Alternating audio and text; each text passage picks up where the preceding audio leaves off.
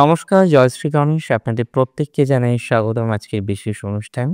আজকে আমরা মূলত যে বিষয়টির উপরে আলোকপাত করতে চলেছি, যে বিষয়টি নিয়ে আমরা চর্চা করব, সেটি হলো কন্যা রাশির জাতক জাতিকাদের জন্য মঙ্গলের সঞ্চার কেমন? দেখুন, কন্যার একাদশে মঙ্গল বর্তমানে অবস্থান করছে এবং এই মঙ্গল গ্রহ সে কিন্তু বর্তমানে ডিরেক্ট থাকলেও আমরা লক্ষ্য করতে পারবো মঙ্গলের অবস্থানের পরিবর্তন হবে, মঙ্গলের পজিশনের পরিবর্তন হবে। কিভাবে? সে রেট্রোগ্রেডেশনে থাকবে। কবে থেকে? ৭ই ডিসেম্বর ২০২৪ থেকে। এবং ৭ই ডিসেম্বর ২০২৪ থেকে মঙ্গলের বক্রগতি শুরু হচ্ছে, যেটি কন্টিনিউ হবে ১৩ই জানুয়ারি পর্যন্ত একটি নক্ষত্রে এবং তারও পর অর্থাৎ ২৩শে ফেব্রুয়ারি পর্যন্ত আরো একটি নক্ষত্রে।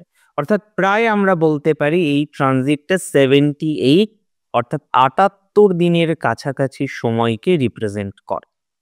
এই সময় অ্যাকচুয়ালি কেমন থাকবেন আপনারা, কোন কোন ক্ষেত্রে পজিটিভিটি আসবে, কোন কোন ক্ষেত্রে সচেতনতা রাখতে হবে, সমস্ত বিষয় আলোচনা করব। শনির নক্ষত্রে প্রথমে মঙ্গলের অবস্থান থাকবে বক্রগতিতে। মঙ্গল এমনিতে আপনাদের তৃতীয় পতি, অষ্টম পতি।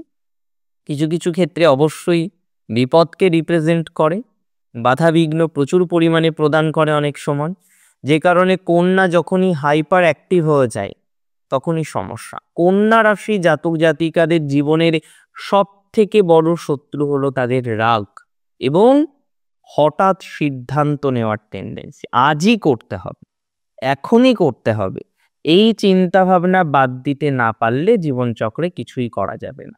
কন্যা রাশির সব থেকে বড় সমস্যা বা ভাইটাল সমস্যা that I can say or share with you, that is anger and definitely domination. কিছু কিছু ক্ষেত্রে অ্যাঙ্গারটাই প্রধান, রাগ এবং হঠাৎ সিদ্ধান্ত, তৎপরতা, অতি তৎপরতা, এটা ভালো না।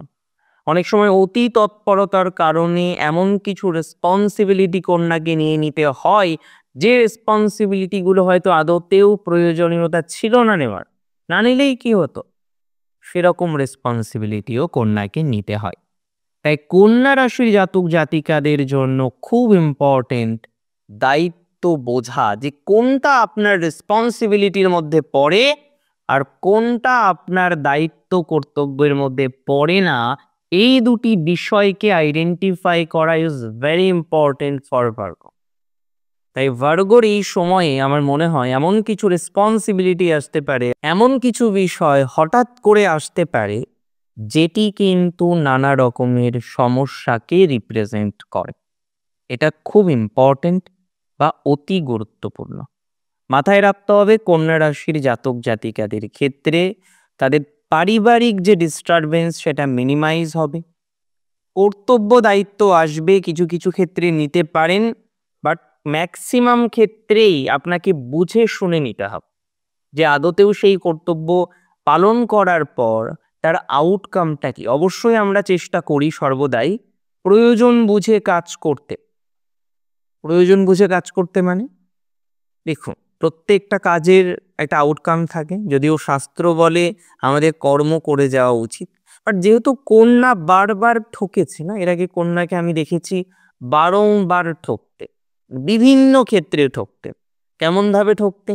প্রথমত, কন্যা রাশি জাতক জাতিকারা অতিরিক্ত কাজ করে, আর অতিরিক্ত কাজের ক্ষেত্রে খুব বেশি ইম্পর্টেন্ট যেটি, তারা দাম পায় না, তাই না? ওভারটাইম করছে, রেসপন্সিবিলিটি পালন করছে, কিন্তু রেজাল্ট নেই। তাই কন্যা রাশিকে এই বিষয়ে খুব ওয়াকিবহল হতে হবে কারেন্ট সিচুয়েশনে। নতুন কিছু রেসপন্সিবিলিটি আসতে পারে, বুঝে শুনে নেবেন, মানসিক চাপ অনেকটা মিনিমাইজ হবে, কর্মজীবনে ডেভেলপমেন্ট হবে। একদম ঠিক শুনছেন, স্যাটার্নের নক্ষত্রে মঙ্গল। সুতরাং এখানে একটা বিষয় মাথায় রাখতে হবে, মঙ্গল গ্রহ বা মঙ্গলের যে সঞ্চার, সেই মঙ্গলের সঞ্চারের কিছু ভালো আউটকাম আছে। মঙ্গলের সাথে স্যাটার্নের রিলেশনশিপ খুব ভালো নয়, কিন্তু এই ট্রানজিট আপনার জন্য ভালো, কারণ বর্তমানে শনি আপনার জন্য ভালো। শনি 6th বসে আছে। 6th হাউসে যখন শনি বসে থাকে, এর ইম্প্যাক্ট কিন্তু অসম্ভব পজিটিভ ভাবেই আসে। অনেক ক্ষেত্রে দেখা যায় সিক্সথ হাউসে যদি স্যাটার্ন থাকে তার একটা ভালো ইম্প্যাক্ট আপনারা পেতে চলেছেন বা আপনারা পেতে পারেন। I don't have any doubt regarding this. অর্থাৎ এখানে একটা পজিটিভ ইম্প্যাক্ট আপনারা জীবনচক্রে পাবেন। সেকেন্ড যে বিষয়টি আমি আপনাদের সাথে শেয়ার করতে চাই সেটি হলো রাশি যদি আপনার হয়ে থাকে কন্যা, কন্যা রাশির জাতক জাতিকাদের চাকরির প্রবলেম মিটবে, নতুন চাকরির প্রাপ্তি সংযোগ হবে, যাদের চাকরি চলে গেছে পুনরায় চাকরি হতে পারে। এটা কিন্তু অনেকটাই প্রমিনেন্টলি আপনাদেরকে ফলাফল দিতে পারে বা ফলাফল দেবে। এর পরের একটি বিষয় খুব ইন্টারেস্টিং আমাদের বুঝতে হবে, সেটি হলো কন্যা রাশির জাতক জাতিকাদের মধ্যে অনেকেই রয়েছেন তারা কিন্তু ডুয়াল প্রফেশনে আছেন। চাকরি করেন সাথে ব্যবসা, ব্যবসা করেন সাথে সেলফ প্রফেশন, অর্থাৎ কোনো না কোনোভাবে ডুয়াল প্রফেশনের একটা কম্বিনেশন অর আই ক্যান সে একটা কানেকশন আপনাদের কিন্তু রয়েছে।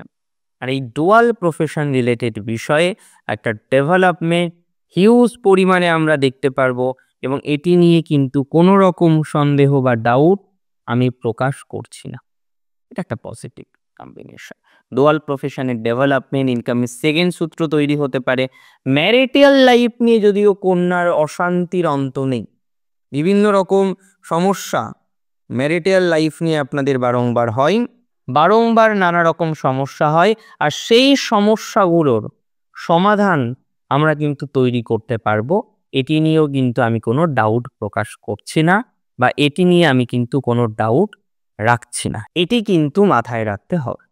কন্যা রাশির এমনিতে ফ্যামিলি লাইফের ক্ষেত্রে কিছুটা হয়তো ইমপ্রুভমেন্ট হতে পারে। এই ট্রানজিট যদিও ডিরেক্টলি প্রথম দিকে তার প্রভাব দেবে না। প্রথম 37 দিন কর্মজীবন নিয়ে প্রভাব পাবেন, হেলথের প্রভাব পাবেন, যেটা আমি বলছিলাম রেসপন্সিবিলিটি, দায়িত্ব, কর্তব্য বৃদ্ধিপ্রাপ্ত হওয়া, এর প্রভাব পাবেন। বাট ম্যারিটাল লাইফের তেমন ইভেন্ট ঘটবে না। ম্যারিটাল লাইফের ইভেন্টের ফলাফল পাবেন 13ই জানুয়ারি থেকে 23শে ফেব্রুয়ারি, 41 দিনের মধ্যবর্তী সময়। ওই সময়ে বৃহস্পতির নক্ষত্র পুনর্বসুর চতুর্থ চরণে প্রবেশ করবে ঠিক 13ই জানুয়ারি 2025 সাল। আর এই সময় থেকে আপনি দেখবেন আপনার ফ্যামিলি লাইফের ক্ষেত্রে আবার একটা গতি প্রকৃতি বৃদ্ধিপ্রাপ্ত হচ্ছে। হঠাৎ করেই ডেভেলপমেন্টের জায়গা বৃদ্ধিপ্রাপ্ত হচ্ছে, হঠাৎ করেই পজিটিভিটির জায়গা বৃদ্ধিপ্রাপ্ত হচ্ছে। সো একটা বিষয় নিয়ে আমরা কিন্তু এক্সপেকটেশন রাখতে পারি যে ডেভেলপমেন্ট হবে ফাইন্যান্সিয়াল ভাবেও, ফ্যামিলি লাইফের ক্ষেত্রেও, বিজনেস রিলেটেড বিষয়েও। সো এটি নিয়ে কোনো অসুবিধা হবে না। That is good, that will be good. যারা অ্যাস্ট্রোলজি নিয়ে পড়াশোনা করেন, যারা শাস্ত্র আলোচনা করেন, যারা শাস্ত্র নিয়ে চর্চা করেন, তাদের জন্য টাইমিং ভালো যাবে। এবং তার সাথে সাথে যারা ভেহিকেলের বিজনেস করেন তাদের ডেভেলপমেন্ট হবে, যারা স্কুল জব করেন তাদের ডেভেলপমেন্ট হবে। এমএনসিতে পজিটিভিটি বাড়বে সেকেন্ড ট্রানজিটে। কেন এমএনসিতে বাড়বে? কারণ বিজনেস প্রতিষ্ঠানের ডেভেলপমেন্ট হবে। আর যারা এমএনসিতে চাকরি করেন, যারা প্রাইভেট অর্গানাইজেশনে চাকরি করেন, তাদের ক্ষেত্রে ম্যাক্সিমাম ক্ষেত্রে আমরা দেখি বিজনেসের ডেভেলপমেন্ট হয়। বিজনেস ওরিয়েন্টেড ম্যাটারে পজিটিভিটির মাত্রাটা বৃদ্ধিপ্রাপ্ত হওয়ার সংযোগ সম্ভাবনা অনেকটাই বেশি মাত্রায় থাকে। সো এটি নিয়ে কোনো সন্দেহ নেই, কোনো সন্দেহের অবকাশ প্রকাশ করছি না। That will be good, that will be good enough. রাশি যদি আপনার হয়ে থাকে নিশ্চিতভাবেই কন্যা, কন্যা রাশির শত্রু সংখ্যা এখন আছে। কিছু স্থানীয় শত্রু, কিছু পরিবারের মধ্যে শত্রুতার জায়গা এবং বিশেষ করে শ্বশুর বাড়ি রিলেটেড কিছু সমস্যা, ইনলজের সমস্যা 13ই জানুয়ারি থেকে 23শে ফেব্রুয়ারির যে সময়কালটা আমরা আলোচনা করলাম তাতে কিন্তু একটা এনহান্সমেন্টের জায়গা দেখতে পারবো। দেখুন, কন্যার মায়ের সাথে রিলেশনশিপ নিয়ে আমি বারবার বলি যে মায়ের সাথে বন্ডিং ভালো, মায়ের সাথে রিলেশনশিপ ভালো। আবার অনেক ক্ষেত্রে কি হয় বলুন তো, মায়ের সাথে বন্ডিং খারাপ হয়ে যায়। কেন খারাপ হয়ে যায়? এবং যদি ভালো হয় সেটি সুপার ভালো, তার থেকে আর ভালো হয় না। যদি নেগেটিভ হয় সেটি সুপার নেগেটিভ হয়। যদিও ভালোর সংখ্যা 90%, নেগেটিভের সংখ্যা 10%। এক্ষেত্রে আমি মনে করি এই যে নেগেটিভিটি সংখ্যা আছে 10%, এটি নিয়েই তো মূল টেনশন। পজিটিভিটি বাড়বে, ডোন্ট ওয়ারি, ডেভেলপমেন্ট হবে, একদম চিন্তা করবেন না। তো এই ধরনের বিষয়বস্তুকে কেন্দ্র করে আমি আশা রাখছি ডেভেলপমেন্ট হবে, পজিটিভিটির মাত্রাটা বৃদ্ধিপ্রাপ্ত হবে শত্রু থেকে বেরিয়ে আসতে পারবেন, ফ্যামিলি লাইফের ইমপ্রুভমেন্ট হবে, সোনার দোকানদারদের ডেভেলপমেন্ট হবে, যারা যুক্ত রয়েছেন ইলেকট্রনিক্সের সাথে তাদের ডেভেলপমেন্ট হবে। ওভারঅল যারা মিউনিসিপ্যালিটি বা গ্রাম পঞ্চায়েত, বিডিও, এসডিও ইত্যাদিতে চাকরি করেন তাদের ডেভেলপমেন্ট কনফার্মলি হবে। আজকের অনুষ্ঠান সম্পর্কে আপনার মতামত আমাকে জানাবেন।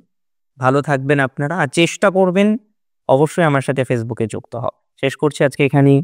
জয় শ্রী গণেশ।